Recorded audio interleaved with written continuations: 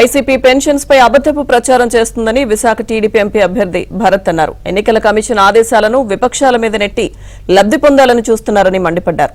Pension ఇవ్వాల్సిన డబ్బులు కాంట్రాక్టర్లకు మళ్లించారని ఆరోపించారు. సచివాలయ సిబ్బందితో పెన్షన్ అందించవచ్చన్నారు. కొంతమంది వాలంటీర్లు వైసీపీ కార్యకర్తల్లాగా వ్యవహరిస్తున్నారని చెప్పారు. ఇక నిబద్ధతతో పనిచేసే వాలంటీర్లకు ఎలాంటి ఇబ్బంది లేదన్నారు. ఎన్నో సంవత్సరాల నుంచి అన్నగా టైం నుంచి అప్పుడు 75 రూపాయల పెన్షన్ స్టార్ట్ చేసినప్పటి నుంచి పెన్షన్ అందజేస్తున్నాం. అప్పుడు వృద్ధులు ఉన్నారు, ఇప్పుడు వృద్ధులు ఉన్నారు. అప్పుడు వాళ్ళందరూ బతికారు, ఇప్పుడు వాళ్ళందరూ బతుకుతున్నారు. వాలంటీర్లు లేకపోతే పెన్షన్ ఇవ్వలేని ప్రభుత్వం ఎంత చేతకాని ప్రభుత్వం అనేది అందరూ ఒకసారి ఆలోచించాలి. ఇవాళ సచివాలయాలు, గ్రామ సచివాలయాలను పెట్టి సచివాలయాల్లో 1,50,000 మంది ఎంప్లాయీస్ రాష్ట్ర వ్యాప్తంగా ఉన్నారు. ప్రతి సచివాలయంలో యావరేజ్ గా 9-10 మంది ఎంప్లాయీస్ ఉన్నారు. అంటే 15,000 సచివాలయాలు ఉన్నాయి రాష్ట్రంలో.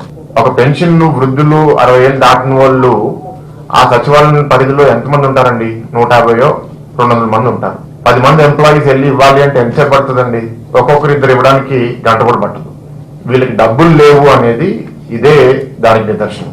లక్షలాది మంది ఎవరైతే వాలంటీర్లుగా ప్రభుత్వం తీసుకున్నదో వాళ్ళు సక్రమంగా ప్రభుత్వ పనులు చేసుకుంటూ పోతే మేము దాన్ని అభినందిస్తాం.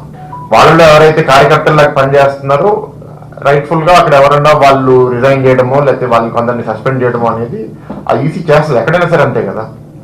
గత నెలగా సరిగ్గా అప్రూవల్ కూడా తీసుకోకుండా 13,000 కోట్లు వేరే వేరే బిల్స్ క్లియర్ చేయాల్సిన అవసరం అంత తొందరలో ఏముంది?